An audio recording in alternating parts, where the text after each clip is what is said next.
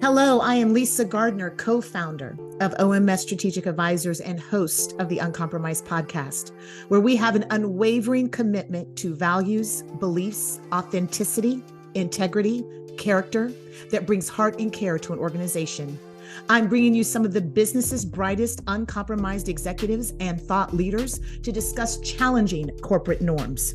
Today's guest is Dorothy Jones, a visionary chief marketing officer at Dallas College and a driving force in strategic marketing and business innovation. Dorothy's leadership ignites growth and transformation, touching the lives of over 125,000 students and 6,000 employees in the DFW area. With a storied career, may I mind you, a storied career that spans from ExxonMobil to Nestle to Frito-Lay, she's garnered top industry accolades and propelled brands to new heights with her dynamic approach. Join us as we explore Dorothy's blueprint for turning strategies into stories that inspire and connect. Dorothy, I have known you approximately 15 years. Yes. And I've always, as I was trying to reflect before this interview, I know that I've always been inspired by your fortitude, your determination, and communication skills. And most importantly, how you have intentionally mothered your daughter, Lauren. Yes. Yes. I had a close and personal look as you juggled between being a marketing, in between being a marketing executive and a mother. And you were not only just a marketing executive, you have been a marketing executive at some of the largest global firms, like I said in the introduction, such as Frito-Lay. And also, more importantly, you made sure that Lauren had all the experiences, education, all the personal things that she needed. You went above and beyond as a mother. I remember that. Your joy, your laughter, and your love for people has been contagious, especially. And first, I want to say congratulations of a job well done. Thank you. Thank you so much, Lisa. I tell you, you have the most generous words, I think, for introductions. I don't think I've ever heard it put so eloquently, but also with so much love. So thank you. I appreciate you. And I'm just happy to be here. I feel it's important that as people, we share our stories on how we got to where we are. We share those stories because although sometimes we're in the limelight, it doesn't always, it's not an easy road to travel sometimes. It's not an easy road to travel. So thank you for having this uncompromised platform, because that's where authenticity really comes to life. So thank you. Absolutely. Well, it was an easy introduction to do because it was true. It was so true. Very easily to think about you along those terms. So let me just jump into the first question. Yeah. And because I feel like you definitely are more than qualified to answer all these questions, but this first one comes to mind when I think of you. What are your words of wisdom to women who are balancing life? They're balancing motherhood, career, their own personal life. They have aspirations to want to continue to be promoted within their career. They want larger responsibility, but they don't want to sacrifice their personal life or being a mother or even a wife. What would be your words of wisdom there? My word of wisdom is put yourself first. And a lot of times, and I didn't learn this until way late in my career, put yourself first. If you put yourself first, you can be the best mother for your child. You can be the best employee for your company, the best daughter for your parents, the best sibling. Put yourself first. And the reason I say that is because you then can do all the things that you do, but you have then fed your own soul first. And you can show up in a really good way. And some people's like, what does that look like of putting myself first? Be kind to yourself. Acknowledge that we don't always get it right. Be okay with not getting it right all the time. Be okay with, sometimes we miss an event that we should be at, but be kind here. Don't beat yourself up over that. And then the other thing is be honest. And people's like, well, I am honest. I was like, no, you got to be honest. I use phrases that help me to be honest with people. Sorry, no, the word no is a real word. It's how you tell people, say, No, I don't have the capacity at this time to take on another project. No, I don't have a passion for this type of work. No, I don't have any interest, or I don't have any interest to put my resources here. I feel like as working with big companies, I get pitched to all the time. And I had to come up with a way to say no, where it's not just no. Capacity is my bandwidth. Interest is, I'm not going to put my whole self in. Passion, it doesn't fuel me. So when I can tell the people why I'm saying no and don't be apologetic about it, I think that is the honesty they crave, because we're not wasting their time. And so, but me saying no frees me up to be my best self in the space that I want to be. So those are sort of the tactics I've used and learned, but putting effort spiritually, physically, emotionally, health, feed yourself first, and then you can then care for others. So that's my biggest. Two things came to mind when you were speaking. Number one is, I remember, I think Priscilla Shirer says this in one of her studies, a Bible author and teacher. She says, your no's can become yeses for the things that are supposed to become yeses, right? Yeah. And then secondly, I think about, we're on a flight, they always say, put on your mask first. Yes. Yes. But we're running so fast. Yes. So how do you stop to take time to figure out you got to save yourself first? And just becoming a mother. I mean, we're running from the time we get out of high school to college, to grad school, to work. And somewhere along that, when you get married and have a child, and then your parents get sick, and then you're just constantly, when do you take time to stop and put yourself first? So that's why I say you have to. A good reminder to me right now as you're even speaking. So it's true. We need to hear that.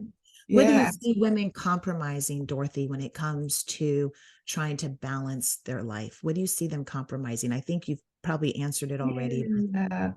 Well, I was reading this morning. I have a dear friend who has her ministry, and I'll say Reverend Louetta Perkins. And what she sent me this morning about engaging is that women, we have a lot of faces, we have a lot of names, we have a lot of titles, but who are we? But who are we? So I think in that respect, we compromise ourselves at the end of the day. We don't show up as our authentic self a lot of times because we have a lot of faces on. I'm supposed to act this way. I'm supposed to be this way at work. I'm supposed to dress a certain way. I'm supposed to, I can't listen to the music I want to listen to. I can't share my joy about Thanksgiving the way I want to share my joy. Or I have to assimilate to cultural norms, however they show up. And women, we tend, because we desire a seat at the table, we desire to be sought after for our advice. We desire to ascend in an organization and not have to fight for it. Mm-hmm. We assimilate to sometimes model what men do. And so when we do that, we lose the most precious thing that we bring to the table, which is our ability to connect with people, the relationships, our ability to see the unseen sometimes, our ability to have a quiet voice and still have impact with that quiet voice. Our ability to juggle. I mean, our life is a juggle of multiple things. So I think when we try to not come as our female beings, we then let the company down in a corporate setting, because we do bring the value piece of emotional intelligence to situations that typically are, I will say, I don't want to be disrespectful to men, because I love men, That's But right. sometimes they lead in with ego first, or I am this. And I have often seen women pull back a little bit and listen and observe and wait. And they come in, the velvet hammer, that's the one that I've always seen how some women have been very effective. They're not going to be brass, they're not going to be aggressive, but they're firm, they're clear, and they show up and they take action. So that's what I think we compromise a bit is very good.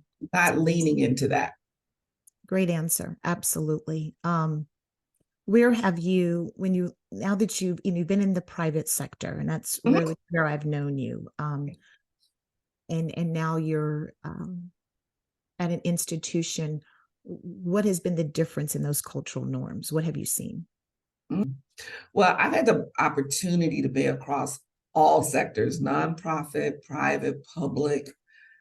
Now I'm in education, so multiple industries. And I will say there's a secret sauce in education.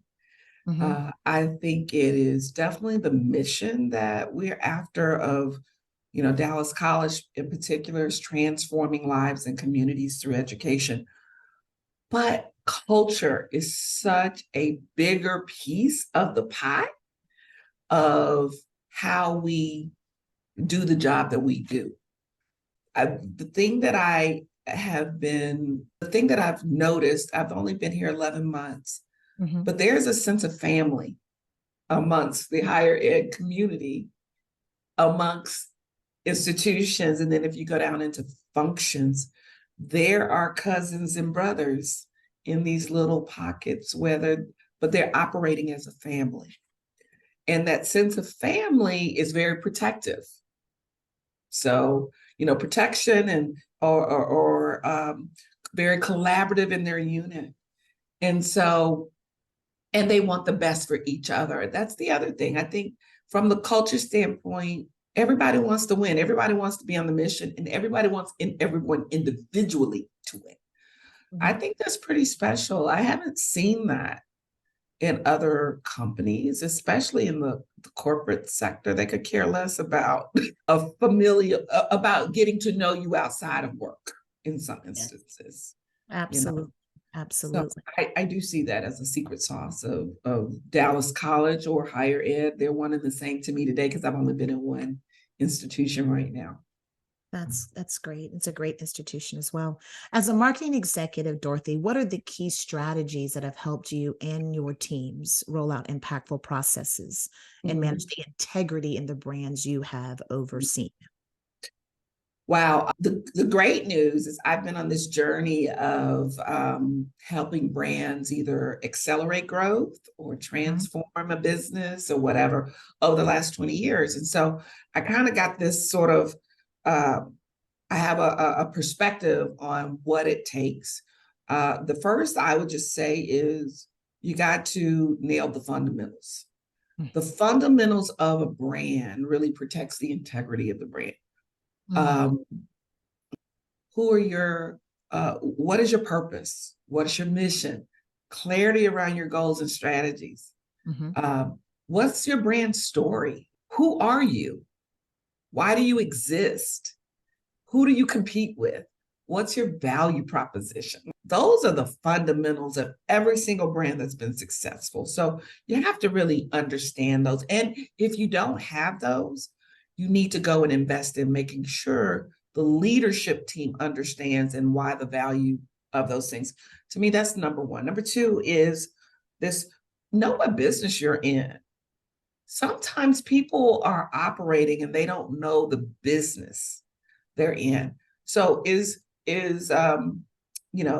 McDonald's in the business of selling hamburgers, or are they in the business of smiles? Which business are they in? You see the difference? You do different things, right? Yes. If you're just selling hamburgers, trust me, you go down a different path. But if you're in the business of smiles, you show up in a different way. So know what business you're in. And I'm a third, strategy, creative, operator. I do all three of those in seamless fashion. So processes and are very important, because once you know the business you're in, you have to set up the infrastructure to run that business, and that's the process. Do you have your guiding principles, your checks and balances? Otherwise, you start chasing sort of shiny toys. Go do this, go do that.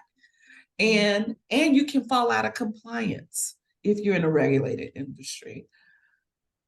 Oh, another people component of it. Like, to build a brand, you got to have great people. So, but do you have the capability? Do the people have the capacity? All that is interplaying in the best brands, because I tell people, if your employees are not at the root of your heartbeat, then your customers can never be brought along. Your employees are running that machine, that business. They're your biggest ambassadors of your brand. Yes. And then people who buy your brand then become ambassadors, but you have to do all of that. And then the other thing is that just your growth engine. Continue to evolve. Every generation that comes into, and this is from a brand perspective, every generation has their own unique way to connect. You've got to evolve and reimagine your brand dealing with Gen Z, because they don't operate the same way as Gen X or as baby boomers. I'm just telling you, or millennials. So you've got to be sure that your brand stays relevant across multiple generations, which means at the core of that, you're going to have to innovate differently, think differently, invest differently. It's not a one and done thing on a brand. It takes a lot of discipline, strategy, and when you know the first couple of things I mentioned, that's your guidepost. It becomes very easy to do the rest. Yes. So, well, this leads me into, I was thinking about, when we're seated around the table, even in the industry that my husband and I've been in for 15 years together. One thing that we've always said is that we want those that are seated around the table to look like the market they serve. And I believe marketing has been ahead of most industries, because I think it realized it a lot more quickly. Because obviously, if you're marketing to the marketplace, that you needed people to represent what that marketplace looked like. Can you talk a little bit about that, where you've been in rooms where maybe the diversity structure has not been where it should have been? What were the outcomes versus you've been in rooms where, yes, we're all represented, and what was the outcome there? Just where was the win-win for everyone in understanding the diversity piece around the table? I think so first of all, I've been in this business 25 years. I'm only just now getting to a company, Dallas College, where I see myself in multiple levels of the organization. I think inclusive nature has been prevalent, which is one of the reasons I came here. I'm not going to lie, but when I spoke with the chancellor and I spoke with the recruiter, I said, one of my 5 pieces, I have 5 filters of a job that I would take, is I need to see diversity and inclusion, not only in the people they serve, but in the employees, but also in the boardroom. This is the only place in my career ever that existed. Wow. Ever. And so you say marketing is ahead of time. I would actually counter and say, no, we weren't.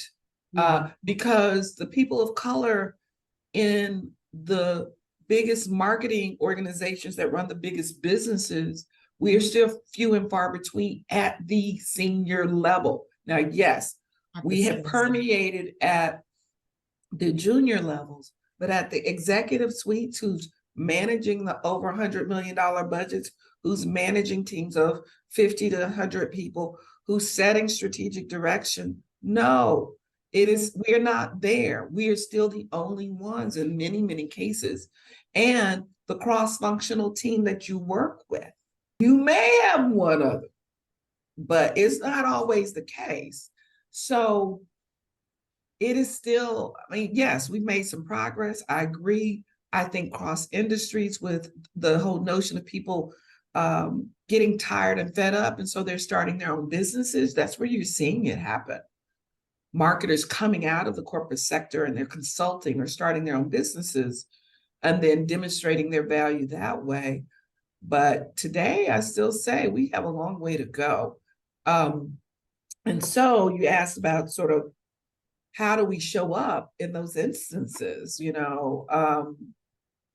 I being prepared it's never failed me yet. So I always go into a situation, a new environment, and I know I go to school on it. I said this is the first time I'm going to school and I'm working for a school, but I educate myself on functions, on people, who am I engaging with? Because the way I've been able to connect is through relationships, is through finding a common language, common ground. Do we know people in common? Do we do a job that's similar? And demonstrating that I'm approachable. That's a heavy lift on a woman. To always be the one that has to demonstrate we're approachable in a male dominated area, or a person of color in a non person of color environment. But to break the ice, sometimes we have to be in that position. And so I've learned and adapted to do it pretty effortlessly. And I'm not saying that's a good thing, because I think we should have more inclusivity. But once I think people are more open to connecting on a more deeper level. And then you can break those barriers in the corporate setting somewhat. So that's sort of my tactics I've used to penetrate when I'm the only one there. That's great. It leads me to another question. I was talking to another female CEO, past CEO, and we were talking about. In fact, this has come up in several of my interviews. I think with Tamala as well, Thornton. But when you are walking in the room and you're the only one who looks the way that you look, right? Yes. No one who represents. There have been times that some have felt invisible. And what I mean by that, I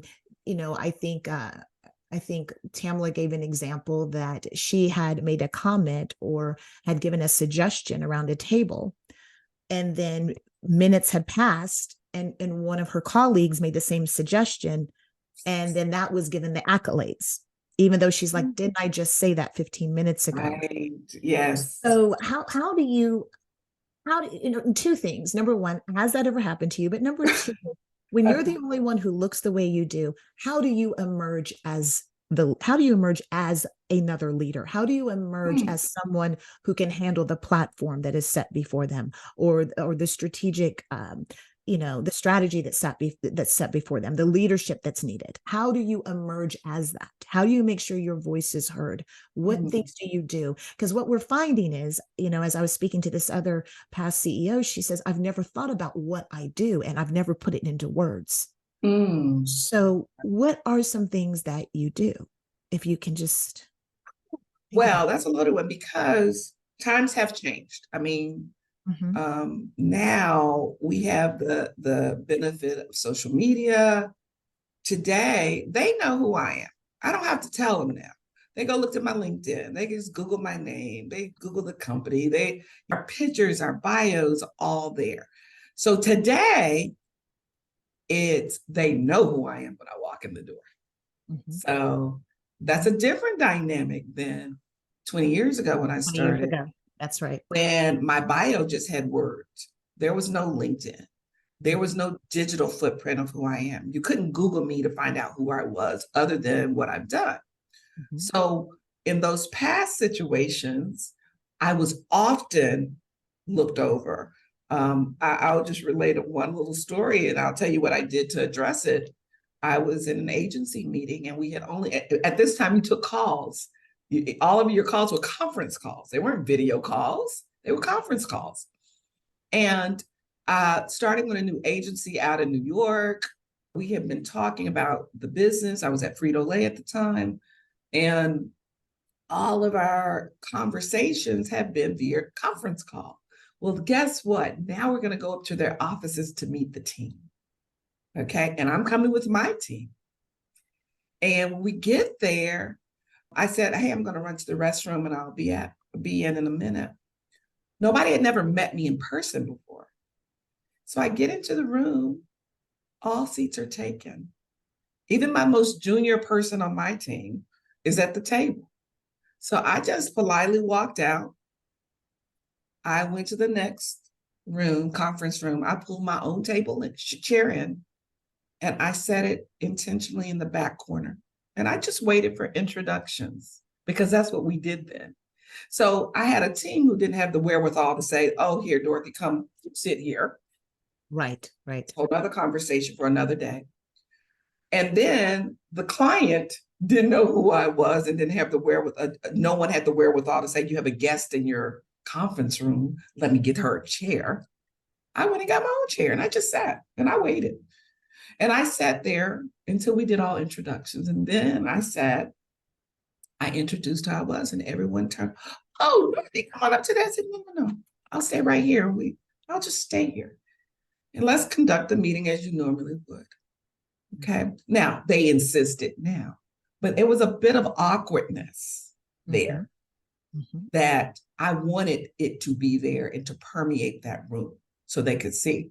And of course, afterwards, the head client person apologized and whatever, but you have to take some moments to let people see how it shows up sometimes. We don't have that as much today. Right. Today, the slights are a little bit different. Today, I think there's a balance we have to have when we are in leadership positions in these big companies. You have to have the right balance of speaking and the right balance of listening. Okay. And if you're new, that's critical because the people who have already are already at the table are going to assume you're the new person. You don't know what you're talking about. I've been here doing this. So if you don't have that balance of listening, they're going to discard you before you even say anything. Okay. But when you are brought in at a senior level, they're expecting you to say something. Otherwise, you're not adding value. So there's this little balancing act that we have to do of listen, respond, listen and respond.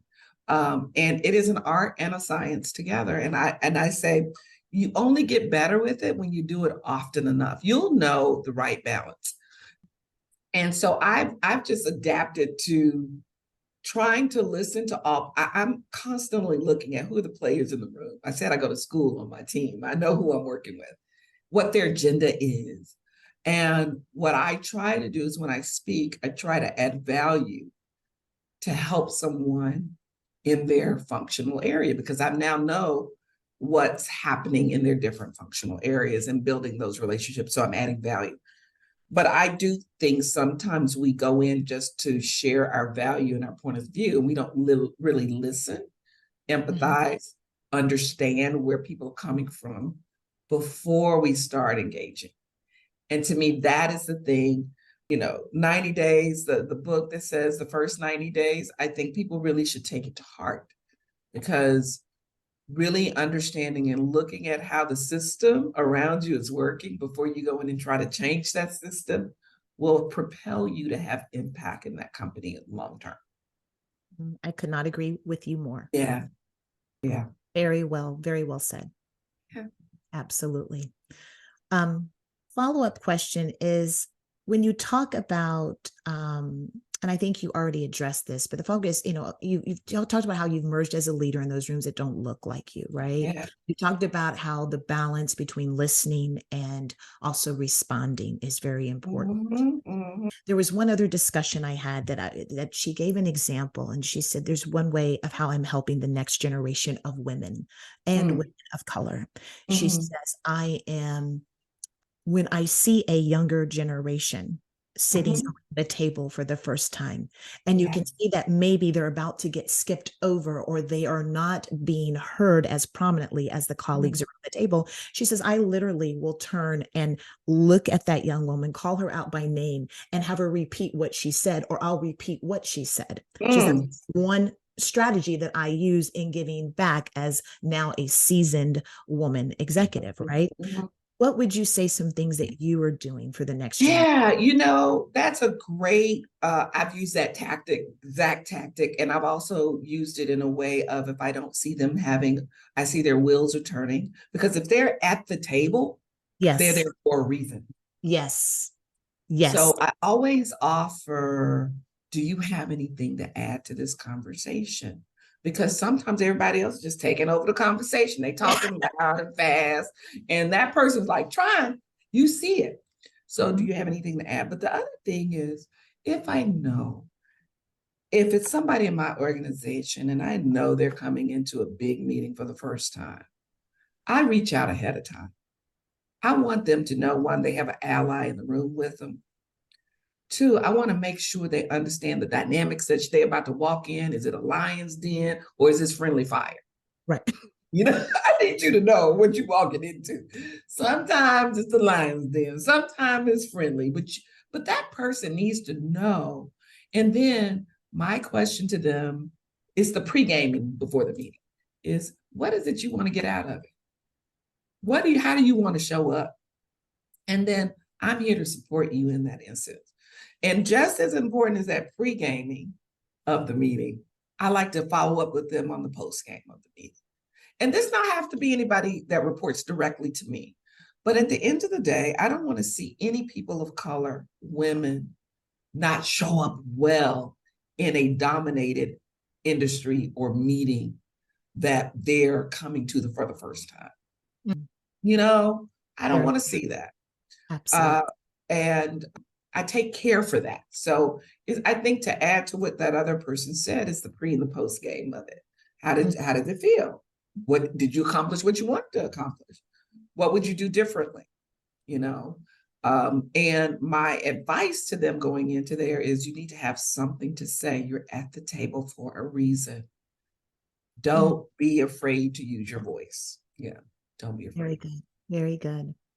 Let me ask you, how has sponsorship helped you through your career? When I say sponsorship, I talk about, we can call it mentors or, but, executive sponsorship. How has that helped you throughout your years?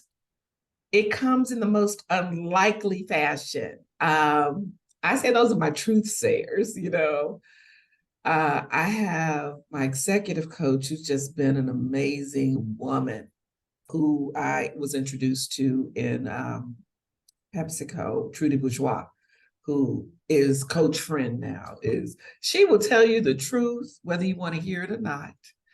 And that's been invaluable because we grow in that way. My former managers, I keep that little posse keep going, and people I've worked for, we become friends. I've had people who were my employees who've been my mentors, who I allow and I open, giving them space to how do I connect with them? Should we do this? Those are mentors. And then I will say, when you're trying to go up the ranks, people who got your back and who are mentoring you through that come in the unlikeliest of fashion sometimes. It's not always who you think has your back. So again, relationships matter. If you have the opportunity to break through with somebody and really have authentic conversations, they'll tell you who has your back and who doesn't. They'll tell you if you think somebody is sponsoring you, but they really aren't. But you have to plant your people, build those relationships so that they feel like they will share something in confidence with you. And I give back. So the tables are turned. I feel it's very important for me to be authentic and honest with people. One little story I'll share is there was a young woman, right, in the finance function, not my function, finance function. And I kept hearing her name come up for promotion, kept hearing it come up. Nobody, Black female, no one would give her the time of day. And I finally asked, what is it? Why isn't this brilliant talent being given the opportunity? And the first time someone said it, she doesn't look the part. She doesn't look the part. I said, look, what are you tell me more. Tell me more. I got in on that one. Then someone else who was a person of color says she dresses like she's bought her clothes at the dollar store or Walmart or whatever. And we need her to have more executive presence. That's a quotation, executive presence. I said, okay, this is culture. And I said, well, can I talk to her? How do you feel me talking to her? And you know what? I pulled her aside and I said, honey, I'm going to send you somewhere. We're going to have an authentic conversation about this. I said, you have so much potential. I said, but here's what, and this person said, but I want to be myself. I said, I hear you. I understand. I said, but when we ascend in positions of power, you then have an ability to influence the norms. But as a very junior person, I'm trying to tell you what's stopping you. And what I did was I said, now I want you to do, I literally walked her through how to show up. And in 3 months' time, I would see her in the cafeteria and say, oh, you look good today. I gave her the person when I started out, because someone had to tell me, I had someone at Nordstrom's. It doesn't cost any money, but it costs a little bit more money. Dress her and go in like little things that to this day she's so appreciative. That thing would have kept her back. That's great. That's It would great. have kept her back. Absolutely. And I've had people do that for me too, coach and guide you in these big platform meetings. Or why aren't you being considered? Well, they say, hey, you might want to. My thing was, you listen more. You got to listen. That's where I learned it. You can't always carry the torch for everybody. Listen to see everybody's point of view first. So that's why I had to adapt my style a bit to become approachable, let people live, be vulnerable, let them get to know me. But then when you get to that position of power, then wow, you then set the tone for how you want people to show. Well said. Well, what's brought your heart joy, Dorothy, over the span of your career? And what has brought your heart a little sadness over the span of your career? What brings me joy even to this day. And when I say I love my network of ladies that I've mentored over the years, that I've coached across some of us peers now. And when you see last 15, 20 years, I have true, authentic friends, all nationalities. Yes. Where our inception of our relationship was a mentee-mentor relationship. Today, it's just respect as a good girlfriend and good partner in work life, meaning, if they're gone the entrepreneurial path and I know they're brilliant, can I work with them now? That has given me joy to know them from very new in their careers and now have the ability to work with some amazing, talented women of color, men of color. That's been amazing. And that gives me joy when I can invest back in them. And then I know the output is going to be some great stellar work, or to invest in them, to support them for something they're trying to do. That's been a joy. I guess the other joy is I've been able to sustain this level by giving my daughter the love and care and guidance that she needs. So Lauren is 21 now. So that's been amazing to see her flourish into her own self. But I will say the part of the sadness piece of it, though, is, and this is how I've come to it late at night, I do feel as a single mother from raising her all her life by myself. Yes. That I did not learn the lesson of putting me first sooner. Okay. Because I was mother, employee, daughter, Dorothy. Yes, you were. Right? Yes. And because I was that order, I didn't find a life mate. I didn't get remarried. I didn't have a male figure in her life that she could see on a daily basis of how to be in a partnership with somebody. And she can see the roles of a man and a woman working, striving for a goal. She couldn't see it. So she's learning it now, but she couldn't see it on a day in like my parents did for me. That's the sadness. So later in my career, I've now become Dorothy, mom, daughter, employee. Yes. See the difference? Yes. Yes. So I do. that shift only occurred in the last 3 years, though, Lisa.